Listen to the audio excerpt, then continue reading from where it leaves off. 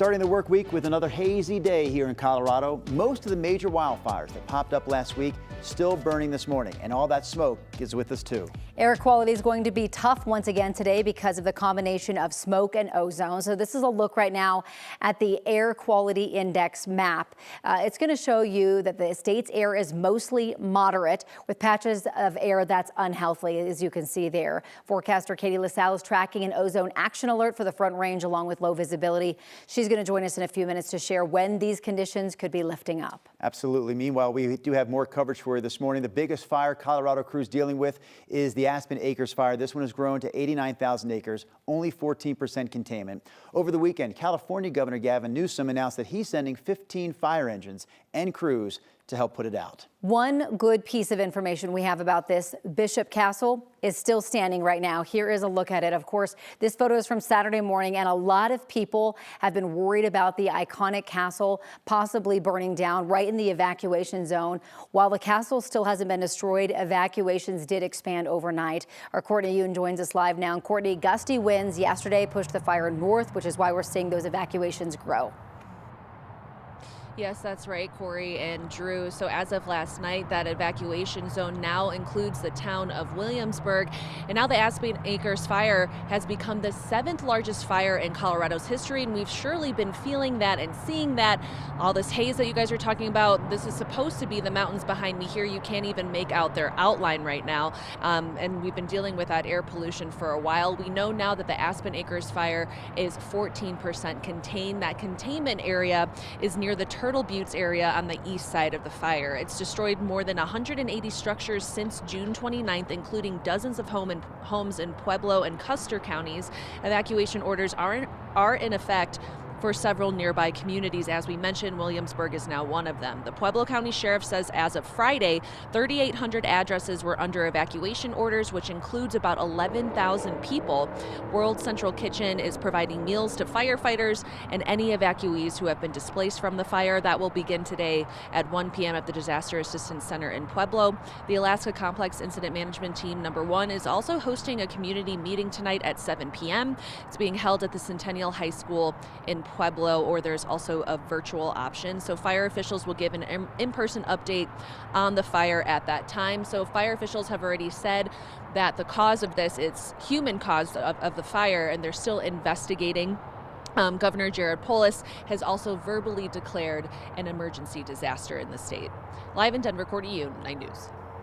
Courtney, thank you for that reporting. And just talking about the air quality here, based on the multiple fires also burning in our state, it is a very smoky sunrise as we give you a live lookout from Lookout Mountain. So again, another day of air quality alerts in place for a majority of Colorado. Unhealthy for sensitive groups for most, and then you get closer downwind to some of those fires like the Aspen Acres Fire. It will be wildfire smoke dense at times, and an ozone action alert day as well for the Front Range urban corridor. So unhealthy, especially as you get to places like Montrose, further over portions of the metro area. For the most part, unhealthy for sensitive groups, but you may just want to limit time outdoors. You may have felt it in your eyes, make your nose run. It's going to be continued smoke billowing in for a lot of our state, particularly dense over the western slope and into our central mountains, taking us into at least Tuesday afternoon. Now, the winds will not be nearly as strong for today and for much of the week, but the temperatures, it's going to be a hot one. Mid to upper 90s expected for today. Areas of patchy smoke linger. We do have some rain chances with us through the course of the week. Details on that coming up in just a few.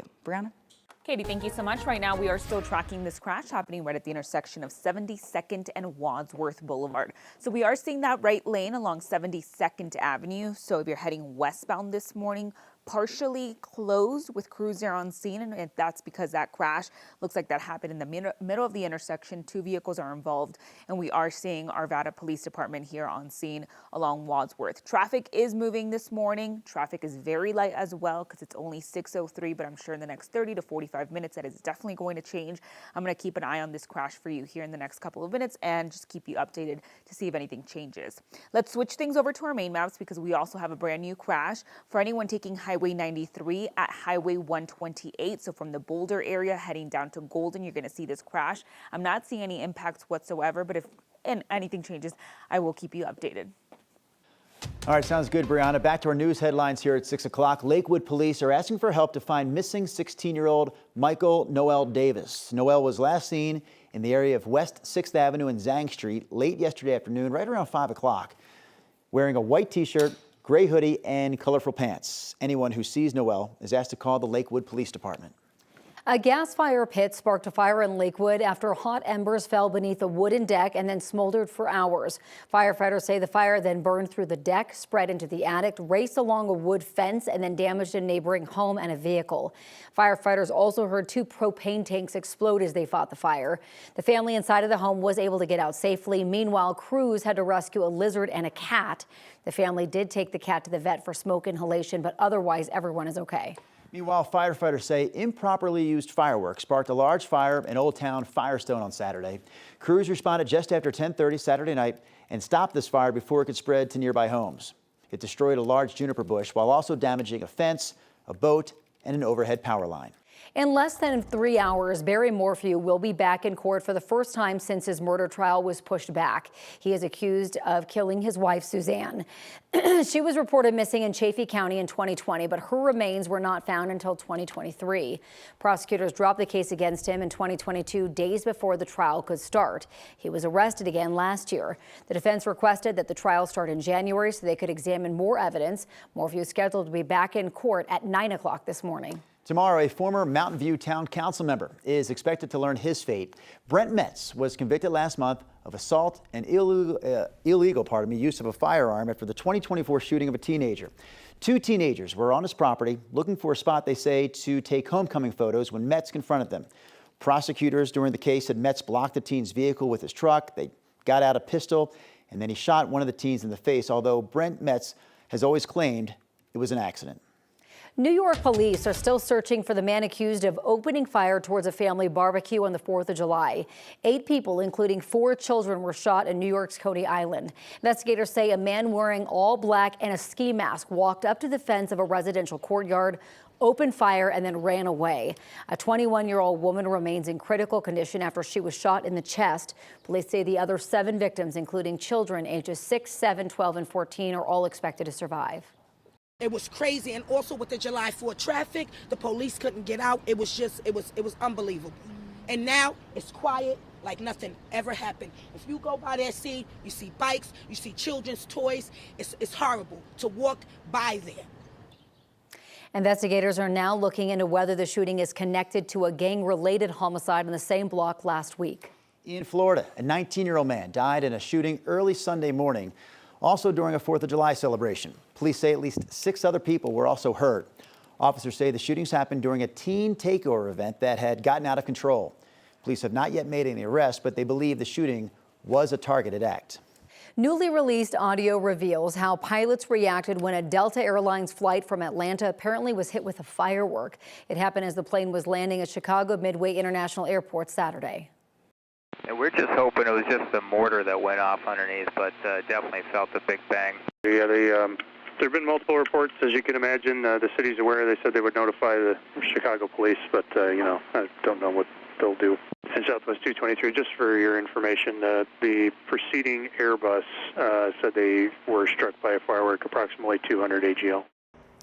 The air traffic controller said there had been multiple similar reports and that city officials have been notified. CNN has reached out to Chicago police for details. In its statement, Delta said the plane landed without incident and is being inspected. Delta Airlines says no injuries were reported in the incident. Mayday, mayday, mayday. The plane down on the water. That small plane you see right there on your screen was seen making a rough landing in New York's East River on Sunday. Authorities say the seaplane landed upright in the water between Brooklyn and Manhattan, while witnesses say the plane appeared to come close to a helicopter that was observing a separate boat rescue. 8 passengers were on board. They were all pulled out safely, although at least 2 of them had to be treated for minor injuries.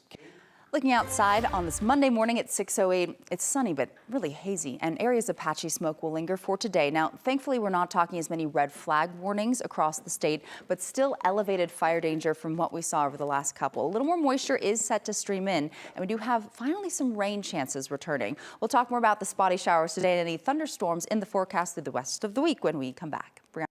Katie, thank you so much. 6:08 is your time for this Monday morning. A look at your drive times for anyone taking northbound 225. So we had a crash earlier this morning right near Yosemite. It was only blocking that right shoulder, wasn't impacting any of your travel lanes. So right now, traffic looks very nice. Only a 9 to 10 minute drive if you're heading up to northbound I-70.